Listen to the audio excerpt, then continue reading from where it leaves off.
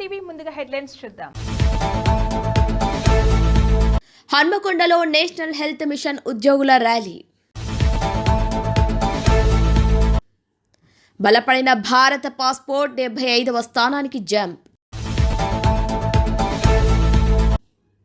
బంగ్లాదేశ్ ఎన్నికల్లో బీఎన్పీ ఘన విజయం. తారిక్ రెహమాన్కు ప్రధాని మోదీ శుభాకాంక్షలు. శ్రీశైలంలో ఘనంగా మహాశివరాత్రి బ్రహ్మోత్సవాలు. పాకాల బీచ్ ఫెస్టివల్కు తరలిరావాలని జిల్లా ప్రజలకు పిలుపు. మున్సిపల్ ఫలితాల్లో అధికార పార్టీదే హవా.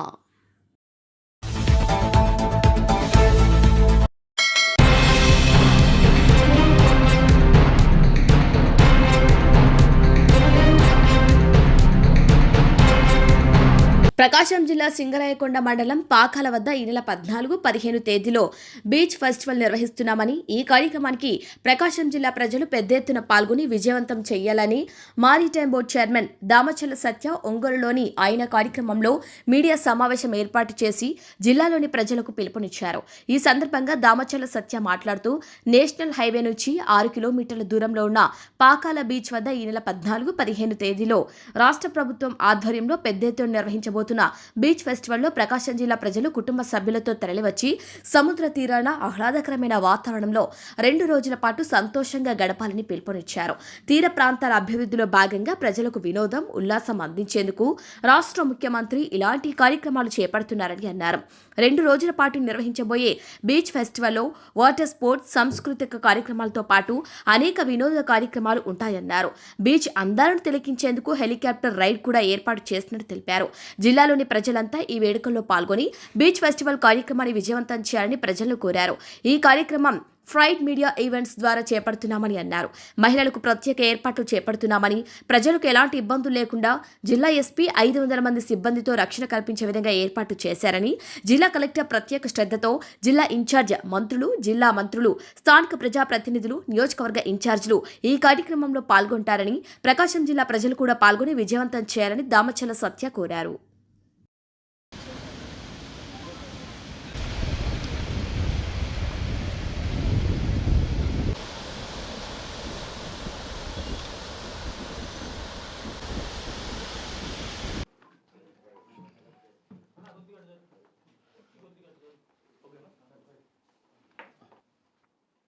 రేపు 14, 15వ తారీఖున ప్రకాశం జిల్లాలోని మన కొండేపి నియోజకవర్గంలో ఈ పాకల బీచ్ ఫెస్టివల్ చాలా ఘనంగా నిర్వహించబోతా ఉన్నాం.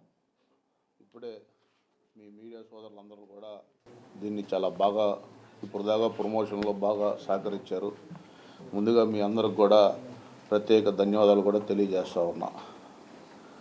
ఏదైనా ఒక ప్రాంతం అభివృద్ధి చెందాలి అంటే అక్కడ ఉన్న వనరులని మనం ప్రమోట్ చేసుకునే దాంట్లో మనం ఆలోచన పెడితే ఇలాంటి కార్యక్రమం ఒకటి రూపొందించుకోవడానికి ఆస్కారం ఉంటుంది.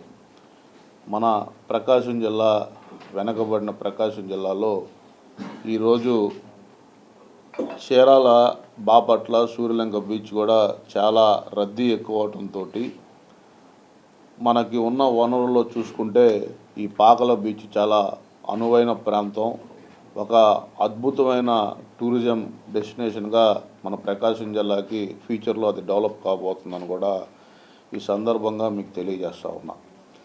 ఎందుకంటే హైవేకి కేవలం 6 కిలోమీటర్లు మాత్రమే మన నేషనల్ హైవే నుంచి అన్ని యాక్సెస్ ఉన్నాయి.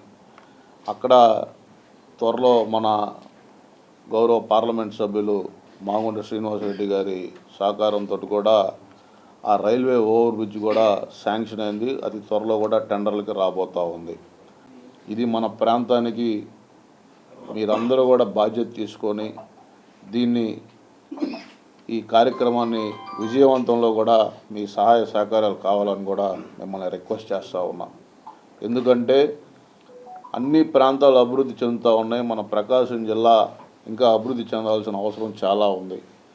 ఈరోజు గడిచిన 1924లో కనీసం ఒక్క అభివృద్ధి కూడా గత వైకాపా ప్రభుత్వం ఒక యాక్టివిటీ కూడా ఎక్కడా చేయలే. ఈరోజు ఆంధ్ర రాష్ట్రానికి పెట్టుబడులు రావాలి అంటే మన కల్చర్ మనం ప్రమోట్ చేసుకోవాల్సిన బాధ్యత మనకుంది. అందుకే గౌరవ ముఖ్యమంత్రి నారా చంద్రబాబు నాయుడు గారు కూడా మీరు చూసుకుంటే వైజాగ్ ఉత్సవాలు కానీ, అరకు ఫెస్టివల్స్ కానీ, మొన్న అమరావతిలో ఆవకాయ అనే ఒక కార్యక్రమం తీసుకొని మన అక్కడున్న లోకల్ కల్చర్స్ని అన్నీ ప్రమోట్ చేయటం, ఒక మంచి సంస్కృతి. జనాలు కూడా ఇప్పుడున్న ప్రజలైతే సుమారుగా రోజుకి 10-14 గంటలు మన ఫోన్లతోనే సరిపోతూ ఉంది. ఒక రిక్రియేషను, ఒక రిలాక్సేషన్ కావాలి. రోజు ఈ స్ట్రెస్ లైఫ్లో నుంచి వాళ్ళకు కూడా కొంచెం ఆనందంగా కార్యక్రమాలు రూపొందించాలనే ఒక ఆలోచనతో ఈ బీచ్ ఫెస్టివల్ నిర్వహించడం జరుగుతుంది. మన గౌరవ ముఖ్యమంత్రి నారా చంద్రబాబు నాయుడు గారు ప్రతి 50 కిలోమీటర్లకి ఒక పోర్ట్ కట్టాలని ఒక ఆలోచనతో ఈ ఇన్వెస్టర్స్ కూడా మనకు ముందుకు వస్తూ ఉన్నారు. త్వరలో మన ప్రకాశం జిల్లాలో చిన్నగంజాంలో ఒక క్యాప్టివ్ పోర్ట్ కూడా త్వరలో రాబోతూ ఉంది. అలాగే పాకల దగ్గర ఒక ఫిషింగ్ ల్యాండ్ సెంటర్ కూడా త్వరలో రాబోతూ ఉంది. మ్యారిటైమ్ బోర్డు ద్వారా సుమారుగా మొన్న మీరు వైజాగ్ ఈ ఇండస్ట్రియల్ సబ్మిట్లో కూడా 1,20,000 కోట్లు పెట్టుబడులు ఈ యొక్క మ్యారిటైమ్ బోర్డుకు రావడం జరిగింది. ఎంఓయూలు రాబోయే రోజుల్లో ఈ ఆంధ్ర రాష్ట్రానికి భారతదేశంలో గుజరాత్ తర్వాత రెండోది అతి పెద్ద సముద్ర తీరం, 1053 కిలోమీటర్ల సముద్ర తీరం మన ఒక ఆంధ్ర రాష్ట్రానికే ఉంది. భవిష్యత్తులో ఈ మ్యారిటైమ్ ఒక అద్భుతంగా పెద్ద గేమ్ చేంజర్ కాబోతూ ఉంది. గౌరవ ముఖ్యమంత్రి నారా చంద్రబాబు నాయుడు గారు ఇచ్చిన ఈ మ్యారిటైమ్ పాలసీ ఆయన అందరికంటే ముందుగా, అన్ని రాష్ట్రాల కంటే ముందుగా ఈ మ్యారిటైమ్ పాలసీ తీసుకొని రావటం, చాలామంది ఇన్వెస్టర్స్ ఇప్పుడు అతి త్వరలో దుగ్గిరాజపట్నం పోర్టు దగ్గర కూడా ఈ షిప్ బిల్డింగ్ ఇండస్ట్రీలు కూడా క్లస్టర్స్ రాబోతూ ఉన్నాయి. భవిష్యత్తులో ఆంధ్రప్రదేశ్ భారతదేశంలోనే ఒక అద్భుతమైన షిప్ బిల్డింగ్ క్లస్టర్ మ్యానుఫ్యాక్చరింగ్ కంపెనీలు ఎక్కువ మన ఆంధ్రప్రదేశ్లోనే తయారవుతాయని కూడా తెలియజేసుకుంటూ మరొక్కసారి పాత్రికేయ మిత్రులందరికీ కూడా రేపు 14-15వ తారీఖున మీ అందరి ద్వారా ప్రకాశం జిల్లా ప్రజలందరినీ కోరుతా ఉన్న ఈ యొక్క బీచ్ ఫెస్టివల్ని విజయవంతం చేయమని మరొక్కసారి కోరుకుంటూ సెలవు తీసుకుంటాము.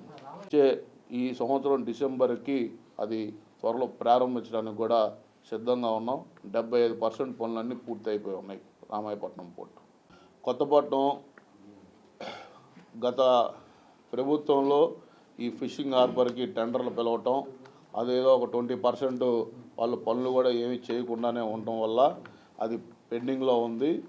ఇంకా రానున్న 2-3 నెలల్లో అది 350 కోట్లతోటి టెండర్లకి మ్యారిటైమ్ ద్వారానే అది టెండర్లకి పిలవబోతూ ఉన్నాం.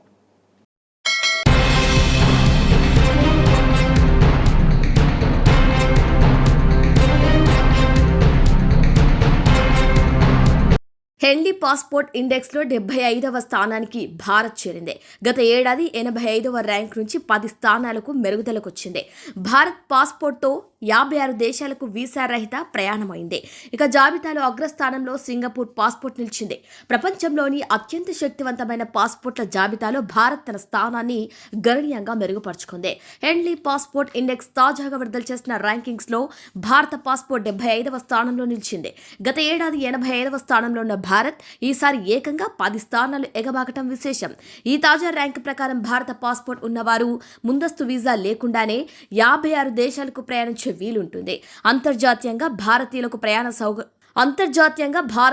ప్రయాణ సౌలభ్యం పెరిగిందనటానికి ఈ మెరుగైన ర్యాంకే నిదర్శనం. అయితే గతంతో పోలిస్తే భారత్ మెరుగైనప్పటికీ ఇది అత్యుత్తమ ర్యాంక్ కాదు. 2006లో భారత్ 71వ స్థానాన్ని సాధించటమే ఇప్పటి వరకు అత్యుత్తమ ప్రదర్శన. 2024లో 80వ స్థానానికి, ఆ తర్వాత 85వ స్థానానికి పడిపోయిన భారత్ ర్యాంక్ ఇప్పుడు తిరిగి పుంజుకుంది. ఇక ఈ జాబితాలో సింగపూర్ పాస్పోర్ట్ మరోసారి ప్రపంచంలోనే అత్యంత శక్తివంతమైనదిగా నిలిచింది. సింగపూర్ పౌరులు 192 దేశాలకు వీసా లేకుండా ప్రయాణించవచ్చు. జపాన్, దక్షిణ కొరియా సంయుక్తంగా 2వ స్థానంలో 187 దేశాలు ఉండగా స్వీడన్, యుఏఈ 3వ స్థానంలో 186 దేశాలున్నాయి. France, Germany, Italy, Spain, Switzerland 4వ ర్యాంకును పంచుకున్నాయి. ఆస్ట్రేలియా, యూకే, కెనడా, న్యూజిలాండ్ వంటి దేశాలు టాప్ 10లో చోటు దక్కించుకున్నాయి.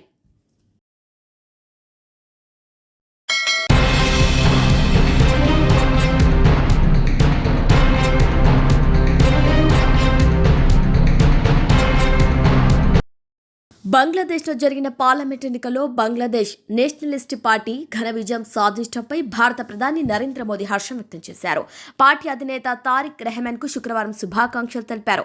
ప్రజాస్వామ్య ప్రగతిశీల బంగ్లాదేశ్కు భారత్ మద్దతు ఎల్లప్పుడూ ఉంటుందని స్పష్టం చేశారు. గురువారం బంగ్లాదేశ్ 13వ జాతీయ పార్లమెంట్ ఎన్నికలు జరిగాయి. మాజీ ప్రధాని షేక్ హసీనా పదవీచ్యుతురాలైన తర్వాత జరిగిన తొలి ఎన్నికలు ఇవే. వెలువడుతున్న అనాధికారిక ఫలితాల ప్రకారం 17 ఏళ్ల ప్రవాసం తర్వాత ఇటీవల దేశానికి తిరిగి వచ్చిన తారిక్ రెహమాన్ నేతృత్వంలోని బీఎన్పీ పార్టీ 300 స్థానాల పార్లమెంట్లో స్పష్టమైన మెజార్టీని కైవసం చేసుకుంది. ఈ నేపథ్యంలో ప్రధాని మోదీ సోషల్ మీడియా ప్లాట్ఫామ్ ఎక్స్లో ఒక పోస్ట్ పెట్టారు. బంగ్లాదేశ్ పార్లమెంట్ ఎన్నికల్లో బీఎన్పీని ఘన విజయ పదంలో నడిపించినందుకు మీకు నా హృదయపూర్వక అభినందనలు. ఈ విజయం మీ నాయకత్వంపై బంగ్లాదేశ్ ప్రజలకు ఉన్న నమ్మకాన్ని చూపుతుంది. ప్రజాస్వామ్య ప్రగతిశీల బంగ్లాదేశ్కు భారత్ తన మద్దతును కొనసాగిస్తుంది. ఇరు దేశాల మధ్య బహుముఖ సంబంధాలను బలోపేతం చేయడానికి, మీతో కలిసి పనిచేయడానికి ఎదురు చూస్తున్నానని మోదీ పేర్కొన్నారు.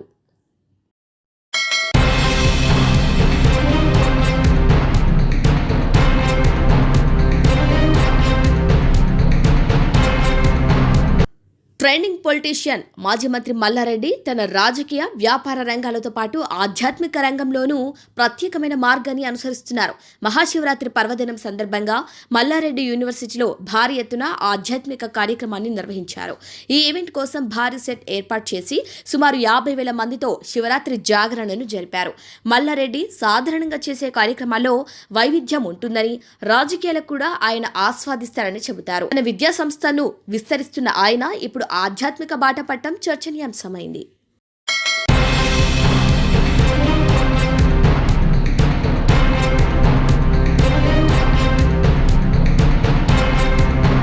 హన్మకొండలో ఆర్ట్స్ అండ్ సైన్స్ కాలేజీ నుంచి కలెక్టర్ ఆఫీస్ వరకు నేషనల్ హెల్త్ మిషన్ ఉద్యోగులు ర్యాలీ నిర్వహించారు.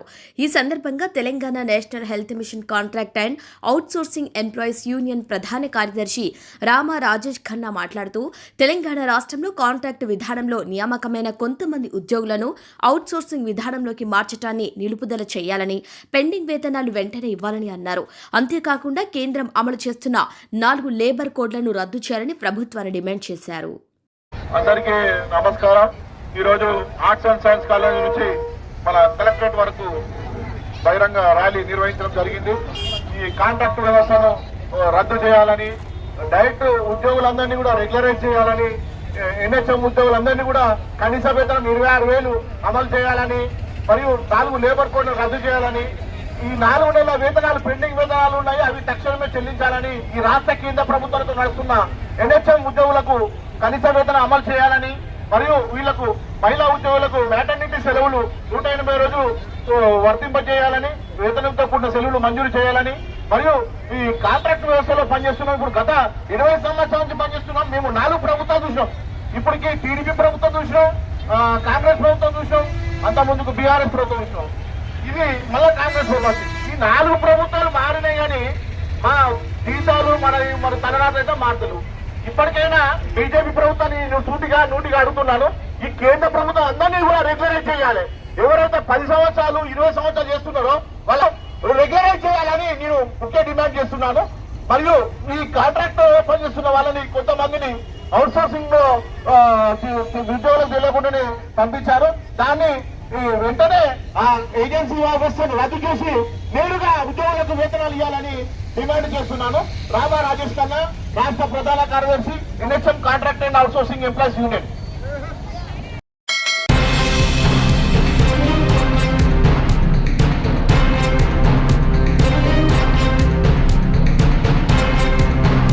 మొగల్తూరు మండలం పెరుపాలెం సౌత్ గ్రామానికి చెందిన మాజీ ఆర్మీ సైనికుడు రాధాకృష్ణ ఎన్ఓసీ కోసం దరఖాస్తు చేయగా వీఆర్ఓ దుర్గారావు 3,000 లంచం అడిగినట్లు ఎంఆర్ఓ కార్యాలయంలో ఫిర్యాదు చేశారు. ఫిర్యాదు మేరకు ఎంఆర్ఓ రాజ్ కిషోర్ వీఆర్ఓను నరసాపురం ఆర్డీఓకు సరెండర్ చేశారు.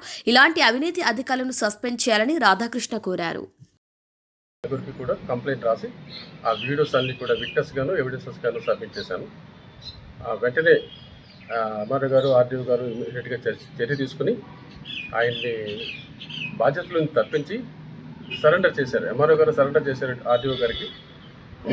అయితే సరెండర్ చేయడం వలన నేను సంతృప్తిగా లేను. ఎందుకంటే ఇప్పుడు సరెండర్ చేస్తారు, నిన్న ఉన్న కోపం నాకు 4 రోజుల తర్వాత ఉండదు, ఏ రైతుకి ఏ ఫిర్యాదుదారుడికి కూడా ఉండదు. అటువంటి సందర్భంలో మళ్ళీ ఆయనకి ప్రమోషన్ ఇచ్చి వేరే పోస్టింగ్ ఇస్తారు, లేదనుకుంటే ఈ పోస్టింగ్ తీసి ఇంకో చోట ట్రాన్స్ఫర్ చేస్తారు. దానివల్ల ఉద్యోగస్తులకి ఒక బ్యాడ్ మెసేజ్ వెళ్తుంది, ఇటు లంచాల పీడిత బాధితులకు కూడా బ్యాడ్ మెసేజ్ వెళ్తుంది. ఎలా అంటే ఉద్యోగస్తులు ఏమనుకుంటారంటే మమ్మల్ని ఏం చేయగలరా మీరు, ఇక్కడ కాదు ఇంకో చోటకి ట్రాన్స్ఫర్ చేస్తారు, అంతకుమించి మీరు ఏం చేయగలరా అని ఒక బ్యాడ్ ఎగ్జాంపుల్ వెళ్తుంది. ఇటు రైతులకి ఏంటంటే ఎవరు ధైర్యం చేసి లంచగొండులకు వ్యతిరేకంగా ఎవరు మాట్లాడిన ఈ రోజుల్లో నేను ధైర్యం చేసి ముందుకు వస్తే నేను కూడా ఏం చేయలేకపోతే అంటే వాళ్ళని ఉద్యోగం నుంచి సస్పెండ్ ట్రాన్స్ఫర్ చేయడం వల్ల ఉపయోగం ఉండదని నా ఉద్దేశం. వాళ్ళు డైరెక్ట్గా డిస్మిస్ చేస్తే సర్వీస్ నుంచి అప్పుడు మిగిలిన వాళ్ళ ఉద్యోగస్తులందరికీ కూడా కాస్త భయం ఉంటుంది. ఇటు ఈ లంచాల పీడితుల రైతులు కూడా వాళ్ళకు బ్యాడ్ ఎగ్జాంపుల్ వెళ్తుంది. ఎంత చదువుకొని మిలిటరీ అయినా ఏం చేయలేకపోయాడు, మనం ఏం చేయగలం అని చెప్పి ఎవరు ముందుకు రారు. ఇలాగే వ్యవస్థ ఇప్పటికే నాశనం అయిపోయింది, ఇంకా నాశనం అయిపోతుంది తప్ప ఈ లంచాల బారి నుంచి ఈ పేద ప్రజల్ని, మధ్యతరగతి ప్రజల్ని, చిన్నకారు రైతుల్ని మనం కాపాడలేము, ఎవరిని కాపాడలేము. సో ఈ పరిస్థితుల్లో నేను కొంచెం ముందుకు రావాల్సి వచ్చింది, అంతే తప్ప నాకు ఏ ద్వేషాలు ఎవరి మీద ఏమీ లేవు. వ్యవస్థని ఇప్పటికే పాడైపోయిన వ్యవస్థని ఇంకా పాడు చేయకూడదనే సదుద్దేశం తప్ప మరో ఉద్దేశం అయితే లేదు. అయితే నాదొక చిన్న సలహా ఏంటంటే, అది పోక్సో యాక్ట్ అని ఒక చట్టం ఉంది. ఆ చట్టంలో ప్రభుత్వం వారు ఆ చట్టాన్ని అమెండ్ చేసి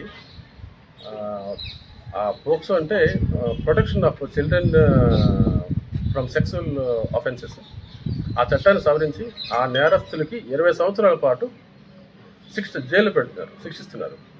అదేవిధంగా ప్రివెన్షన్ ఆఫ్ కరప్షన్ యాక్ట్ 1988 కూడా సవరించి ఆ సెక్షన్ ఏదో ఇందులో కూడా పెడితే లంచం తీసుకున్న వాళ్ళు భయపడతారు. ఎందుకంటే 20 సంవత్సరాల పాటు జీవితంలో అతి ముఖ్యమైన వయసు, భార్య బిడ్డలు, తల్లిదండ్రులు, వీళ్ళందరినీ వదిలి 20 సంవత్సరాల పాటు జైల్లో ఉంటే ఖచ్చితంగా ఎవరు ఒక్కరు కూడా లంచం ఇచ్చినా కూడా పుచ్చుకోరు ఆ భయంతో.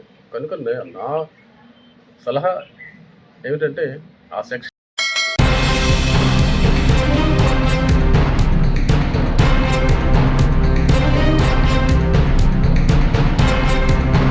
మహాశివరాత్రి సమీపిస్తుండటంతో నల్లమల అటవీ ప్రాంతం నుంచి వేలాదిగా క్షేత్రానికి భక్తులు తరలివస్తున్నారు.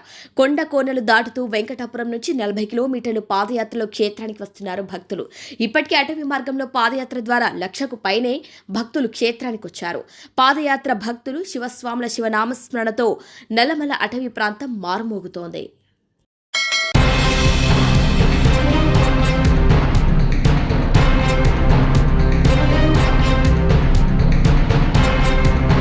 బులెటిన్ హెడ్లైన్స్ మరొకసారి. హన్మకొండలో నేషనల్ హెల్త్ మిషన్ ఉద్యోగుల ర్యాలీ. బలపడిన భారత పాస్పోర్ట్ 75వ స్థానానికి జంప్. బంగ్లాదేశ్ ఎన్నికల్లో బీఎన్పీ ఘన విజయం. తారిక్ రెహమాన్కు ప్రధాని మోదీ శుభాకాంక్షలు. శ్రీశైలంలో ఘనంగా మహాశివరాత్రి బ్రహ్మోత్సవాలు. పాకాల బీచ్ ఫెస్టివల్కు తరలిరావాలని జిల్లా ప్రజలకు పిలుపు. మున్సిపల్ ఫలితాల్లో అధికార పార్టీదే హవా. ఇవి వాళ్ళ బులెటిన్ అప్డేట్స్. కీప్ వాచింగ్ స్ట్రావే టీవీ.